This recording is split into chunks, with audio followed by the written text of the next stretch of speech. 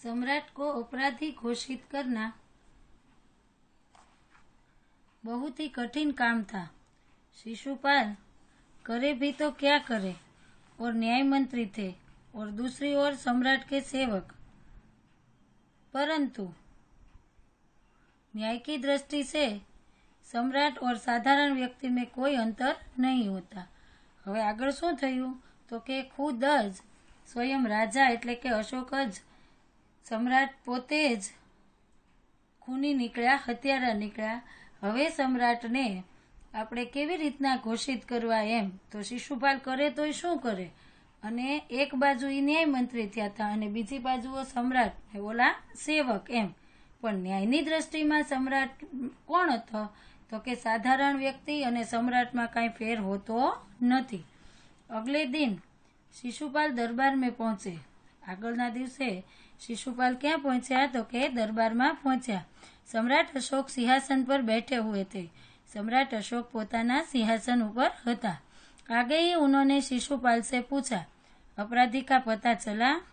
तरत ज एमने शू कर्યું तो के अपराधीનું न्याय मंत्री ने पूछ्યું शिशुपाल ने कि चालो भाई गुनेगार नी खबर पड़ी?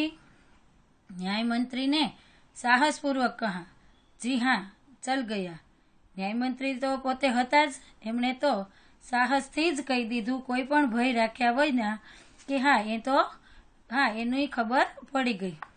तो फिर उसे उपस्थित करो, तो हवे एने हाजर करो। न्यायमंत्री कुछ रुके, फिर अपने उच्च अधिकारी को संकेत करते हुए बोले। न्यायमंत्री तरत ज 2 मिनिट खम्या अने पोतानी आगळना अधिकारीने कीधुं, धनवीर उन्हें गिरफ्तार कर लो, मैं आज्ञा देता हूँ।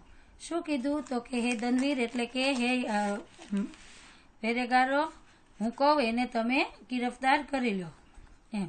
हूँ तमने कहूँ छूं। संकेत सम्राट की ओर था। देखाड़वानुं क्या हतुं तो के सम्राटनी सामे हतुं। दरबार में निस्तब्धता छा गई। सम्राट का चेहरा क्रोध से लाल हो गया। आखाई दरबार में निस्तब्धता एटले सोको पड़ी गयो। साव शांत थई गयो दरबार कि आवा राजा अपराधी होई शके एवुं बने कोई दिवस? आने कीधुं एम तो ते न्याय मंत्री अने निर्भय बेय हता एटले एने तो शुं कीधुं, अने सम्राट पोते शुं थई गया तो के क्रोधथी लाल थई गया। एने एम के हूँ सम्राट छुं एटले आ तो कांई कहेशे नहीं, पण अहींया तो ऊंधुं थयुं। वे सिंहासन से खड़े हो गए और बोले, इतना साहस? ते पोते पोतानी जग्याएथी ऊभा थई अने बोल्या कि तारामां एटलुं बधुं साहस छे के तू मने कहेवानुं के मने पकड़वानुं के? न्याय मंत्री ने ऐसा भाव प्रकट किया जैसे कुछ सुना ही न हो।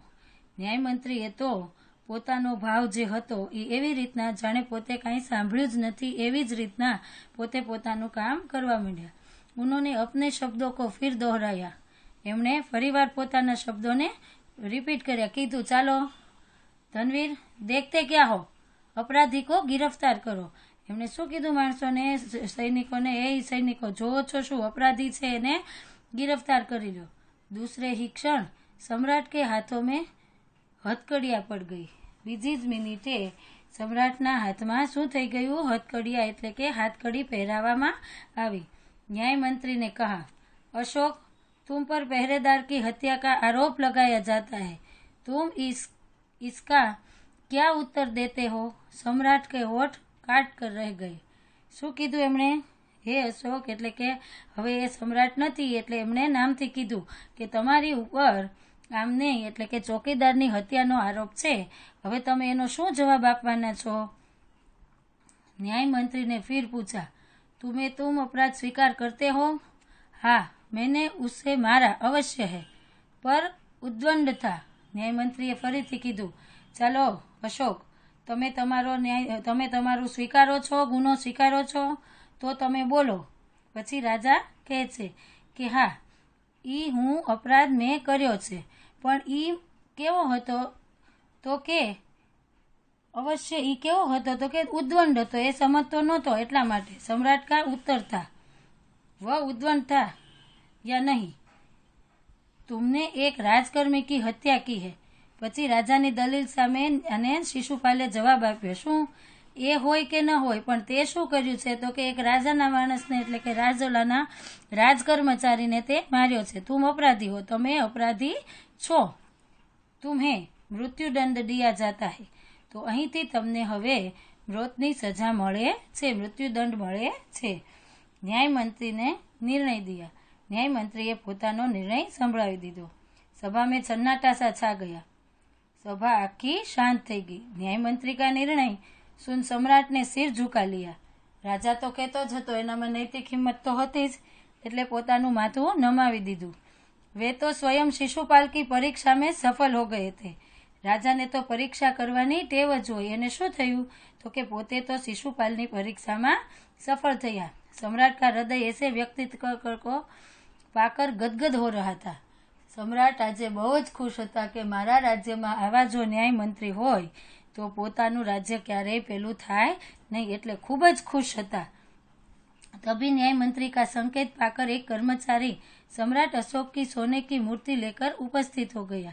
तरत ज न्याय मंत्रीए पाछो रस्तो पण काढी नाख्यो। हवे राजाने सजा तो थई ज गई छे, एटले शुं करवानुं तो के एक सोनानी मूर्ति लईने माणस आवी गयो। न्याय मंत्री ने खड़े होकर कहा, सज्जनों, यह सच है कि मैं न्याय मंत्री हूँ। शुं कीधुं बधानी वच्चे सभामां? सज्जनों, आ बात साची छे के हूँ न्याय मंत्री छूं, और यह भी सच है कि अपराधी को दंड मिलना चाहिए। ए बात पण साची छे के अपराधी ने दंड मळवो पड़े, परंतु अपराधी और कोई नहीं, स्वयं सम्राट है। पण अहींया तो अपराधी बीजो कोई नहीं, आपड़ा राजा ज छे। शास्त्र में राजा को ईश्वर का रूप माना गया है। शास्त्र में ईश्वरનું रूप राजाने शुं थाय छे तो के ईश्वर समान मानवामां आवे छे। और उनके स्थान पर इस सोने की मूर्ति को फांसी पर लटका दिया जाएगा, जिससे लोगों को शिक्षा मिले। तो हवे राजा ई आपणो भगवान कहेवाय, एने मारवा माटे एने सजा तो मळवी ज जोईए। एटले सोनानी मूर्तिने आपणे शुं करशुं तो के हवे शिक्षा तो दीधी ज छे, राजाए सजाए पण स्वीकारी छे, तो हवे एने फांसीए लटकाड़ी देशुं। एटले लोकोने पण खबर पड़े के राजा जेवा राजाने पण सजा थाय छे, तो आपणे तो शुं। न्याय मंत्री का न्याय सुनकर लोग जय जयकार कर उठे।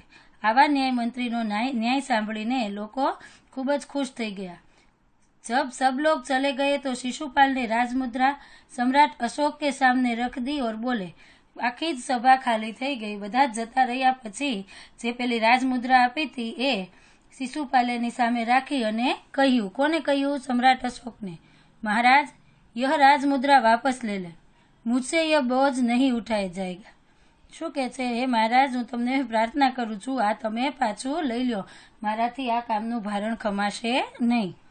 अशोक ने सम्मान भरी दृष्टि से उनकी ओर देखते हुए गदगद कंठ से कहा। सम्राटे एनी सामे खूब ज भावपूर्वक सन्मानथी जोयुं अने गड़गड़ाओले कह्युं, आपने मेरी आंखें खोल दी है। शुं कीधुं? तमे तो मारी आंखों उघाड़ी दीधी छे।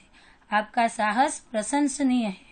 तमारुं जे साहस हतुं मने भरी सभामां राजा तरीके दोषित करीने सजा देवानुं, ए खूब ज प्रशंसनीय छे। यह बोझ आपके अतिरिक्त और कोई नहीं उठा सकता। एटला माटे ज आ तमारी सिवाय कोई आ बोझ उठावी शके नहीं, संभाળી शके नहीं। न्याय मंत्री निरुत्तर हो गए। न्याय मंत्री जे छे ए एकदम जवाब वगर एटले के निरुत्तर एटले सांभળી ज रह्या हता।